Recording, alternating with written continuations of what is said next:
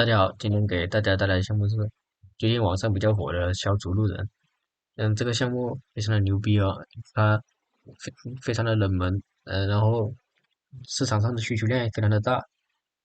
呃，所以我也测试过这个，一天能赚个100到200吧，因为它这个项目也非常的简单了，一个人做完全做得过来。如果说多个人的话，我觉得非常没有必要。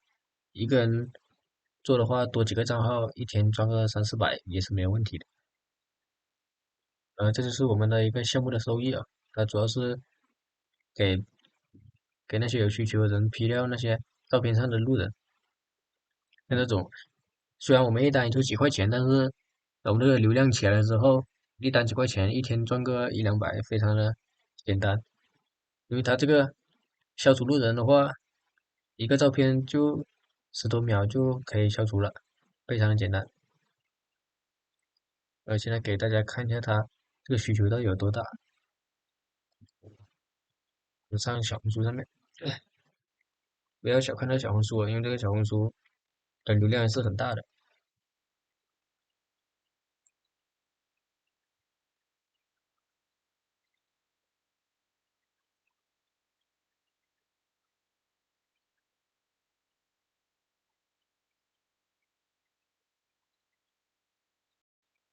可以搜上这个消除路人，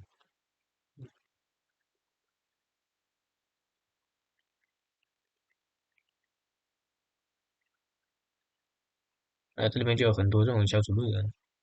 看这种，像上面的这些，我这个鼠标这个位置这些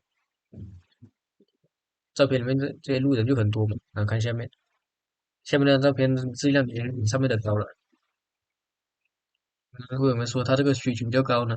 因为女孩子拍照嘛，她们出去旅游，很多地方旅游景点的话，每天都有路人，不可能说没有人的。所以拍照的话，照片里面就有很多的路人。为了追求这个质感，然后想去把这个路人消除。我们一单做个8、9块钱，8、9块钱呢，也是一天能赚很多的。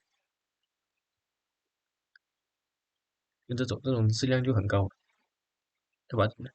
下面的网跟上面的比，肯定是下面的拿去发朋友圈更好一点。我现在在教大家怎么操作，具体的去消除这个路人。